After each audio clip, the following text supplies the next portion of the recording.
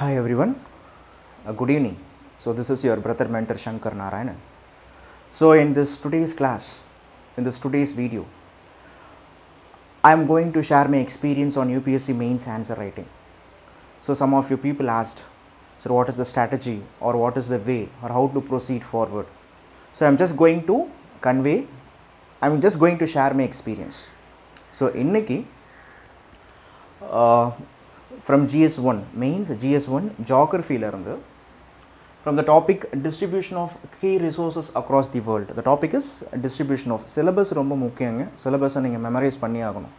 So topic enna appadina distribution of key resources okay across the world, mukkiyama South Asia and also India idhula varakodiya oru area. So 2018 there was a question asked, enna question sir appadina, why India is taking keen interest in the resources of Arctic region அப்படின்றதான் question. Why India is taking keen interest in the resources of Arctic region. So first you should have a basic understanding where is Arctic region. Correct? Arctic Ocean கேள்விப்பட்டிருப்பீங்க. So the Arctic Ocean, the Arctic the countries that was in the Arctic region was called the Arctic countries அப்படினு சொல்லிட்டு சொல்லுவாங்க. So Arctic countries na உங்களுக்கு என்னென்னன்னு தெரியும்னு நினைக்கிறேன் actually. So Arctic Ocean is there.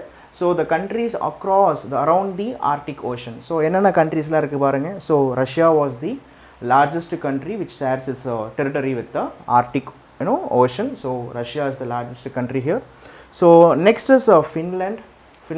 Scandinavian countries மூணுமே வரும். So Finland, Finland, Sweden, Norway, அதுக்கப்புறமா பார்த்தீங்கன்னா ஐஸ்லாந்துக்கு அப்புறமா டென்மார்க். ஏன் டென்மார்க்னு கேட்கலாம் நீங்கள், கிரீன்லேண்ட் தான் போட்டிருக்கேன். ஸோ கிரீன்லேண்ட் வந்து பார்க்கும்போது டென்மார்க்கோடைய கண்ட்ரோல் இல்லையா. So Canada and also USA. எப்படி சார் ஆர்டிக்கும் யூஎஸ்ஏக்கும் என்ன லிங்க்குன்னு கேட்கலாம். ஸோ அலாஸ்கான்னு ஒரு பிளேஸ் இருக்குது. Okay, so Alaska was under the control of United States of America. So அதனால் யூஎஸ்ஏன்னு போட்டிருக்கேன். So Arctic ocean, the countries that surround the Arctic Ocean, okay, இந்த countries உடைய இன்ட்ரெஸ்ட்டை, இங்கே இருக்கக்கூடிய நேட்டிவ் பீப்புள்ஸ் உடைய இன்ட்ரெஸ்ட்டை ப்ரொடெக்ட் பண்ணுறதுக்காக இந்த இயர் ஆஃப் 1996 கனடாவில் என்ன பண்ணுறாங்க அப்படின்னு சொல்லிட்டு பார்க்கும்போது there was a place called Ottawa. இந்த ஒட்டாவாவில் என்ன பண்ணுறாங்கன்னா, in order to protect the interest and also the people of the Arctic region, okay, அங்கே இருக்கக்கூடிய இண்டிஜினியஸ் பீப்புள்ஸ் அவங்களுடைய இன்ட்ரெஸ்ட்டை ப்ரொடெக்ட் பண்ணணுன்றதுக்காக ஓகே 1996 the ஒட்டாவா டிக்ளரேஷன், இந்த ஒட்டாவா டிக்ளரேஷன் தான் பின்னாடி என்னவா மாறுதுன்னா the creation of Arctic Circle.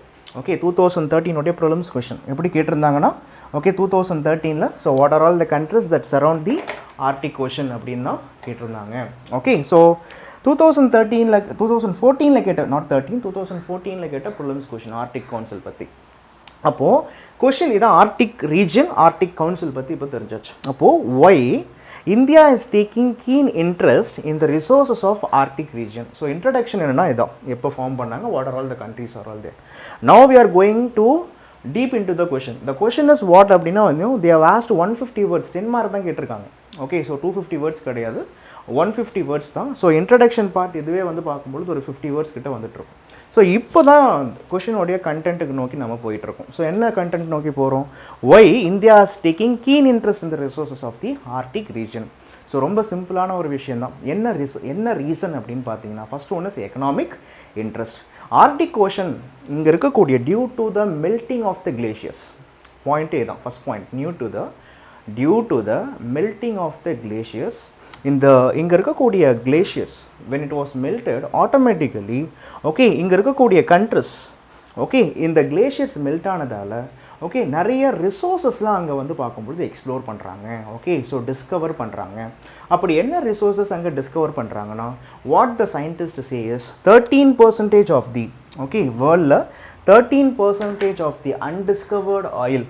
Okay, 13% of the undiscovered oil, 30% of the natural gas, and also okay 20% of the hydrazines. இந்த வார்த்தைலாம் ரொம்ப இம்பார்ட்டண்ட். நான் என்ன சொன்னேன் இப்போ, okay what I mention. So 13%, okay 30% and also 20%. 30% of what அப்படின்னா it was oil. Okay, 30% of natural gas. Okay, natural gas, and also 30% of hydrazines. Hydrazines is nothing but it is also a natural gas liquid தான் ஹைட்ராக்சின் அப்படின்னு சொல்லிட்டு சொல்லுவாங்க. Okay, so ஹைட்ராக்சின் or natural gas liquid அப்படின்னு கூட நீங்கள் எடுத்துக்கலாம். அப்போது இந்தியா ஆர்டிக் ரீஜனை கான்சன்ட்ரேட் பண்ணுறதுக்கான காரணம் என்னென்னா because of the high economic interest. Okay, economic interest ரொம்ப அதிகமாக இருக்குது.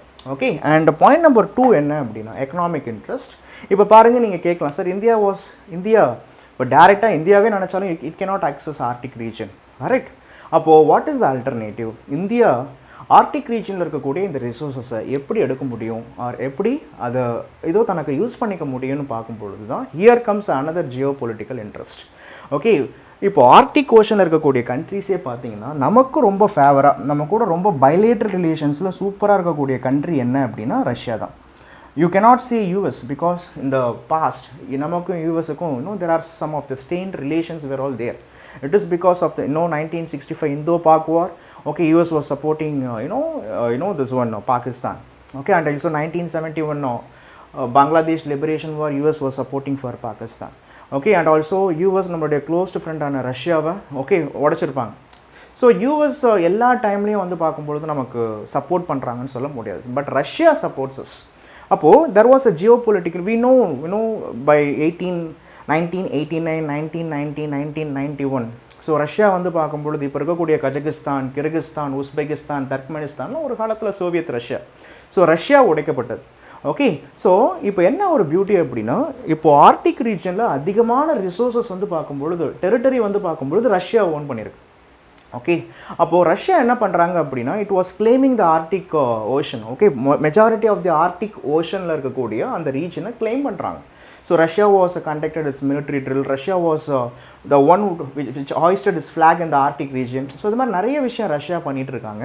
ஸோ இப்போ ரஷ்யா ஆர்டிக் ஓஷனில் மெஜாரிட்டி ஆஃப் த ரீஜனை ஓன் பண்ணும்பொழுது ரஷ்யா மூலமாக நமக்கு இட்ஸ் ஒரு ரஷ்யா கூட we can have a bilateral policy, a positive bilateral relations வந்து பார்க்கும்பொழுது நடக்கலாம். ஸோ ரஷ்யா மூலயமா நமக்கு வந்து பார்க்கும்பொழுது ஆயில்ஸ் கிடைக்கலாம். இப்போ ப்ரெசென்ட்டாக where we depend on oil resources, it's another important geopolitical strength actually. We depend on Iraq, கரெக்டாக? வெஸ்ட் ஏஷியாவை, மிடில் ஈஸ்ட்டை தான் நம்ம அதிகமாக ஆயிலுக்கு டிபெண்ட் பண்ணிகிட்டு இருக்கோம், கரெக்ட் தானுங்க இது? ஸோ இந்த மாதிரி நாடுகளை டிபெண்ட் பண்ணும்பொழுது there was whenever there was a political turmoil, India was a country which suffers. அங்கே ஆயில் க்ளோஸ் பண்ணிட்டாங்க, ஸ்டாப் பண்ணிட்டாங்க அப்படின்னா இந்தியாவில் வந்து பார்க்கும்பொழுது இன்ஃப்ளேஷன், அது மூலயமா நிறைய பிரச்சனை. இது நான் சும்மாலாம் சொல்லலை. 1970s because of the Gulf oil crisis Indira Gandhi government was facing the issue, and because of that only the emergency has come. Emergency வர்றதுக்கு ஒரு எக்ஸ்டர்னல் ரீசனும் இருந்துச்சு. ஸோ நம்ம வெனிசுலான்னு நீங்கள் சொல்லலாம். Okay, so distance between India and Venezuela is long. So logistics பார்த்தீங்கன்னா it is having so much of hectic issue. So India, it need oil. India, it need a friend. So what is the alternative அப்படின்னு பார்க்கும்பொழுது it was the Russia. So it was the Arctic Council. புரியுதுங்களா? That is Russia was one of our friend which holds the predominant position in the Arctic Council. So இது ஒரு காரணம். And இன்னொரு beauty என்ன அப்படின்னா Arctic ocean நல்லா ஞாபகம் வச்சுக்கோங்க. when the ice was melted, when the glaciers was melting, automatically some new places have evolved. இந்த நியூ பிளேசஸில் இப்போ என்ன ஆகுது அப்படின்னா டிரான்ஸ்போர்ட்டேஷன்லாம் ஸ்டார்ட் பண்ண ஆரம்பிச்சிட்டாங்க. Okay, there are so many shipbuilding industries were all started. So when a shipbuilding industries were all started by Russia, okay, or by US, so இந்தியாவில் இருக்கக்கூடிய ship building இண்டஸ்ட்ரீஸ்க்கு ஒரு பெரிய புஷ் வந்து பார்க்கும்பொழுது கொடுக்கலாம். So India ship building industry they can make use of it. And when there was so much of mineral resources, natural resources were all present, our ONGC Videsh, already our ONGC Videsh was working towards it. So இந்தியாவில் இருக்கக்கூடிய Maharatna company, இந்தியாவில் இருக்கக்கூடிய oil companies, they can have it's presence in Arctic region. And இன்னொரு beauty என்ன அப்படின்னு பார்த்தீங்கன்னா, okay, இந்தியாவுக்கு அதிகமான, for example India it is projecting himself as one of the global superpower. So when Arctic area was opened, so India can concentrate itself in research project. எப்படி நாம அண்டார்டிகாவில் வந்து பார்க்கும்பொழுது Himadri, okay, we concentrated on so many Dakshin, Gangotri, Himadri. So these are all the projects we concentrated on Antarctic. So likewise, India can also concentrate on Arctic region. So India can do various studies in geoengineering project, remote sensing. எவ்வளோ விஷயங்கள் இருக்குங்க ஆக்சுவலாக.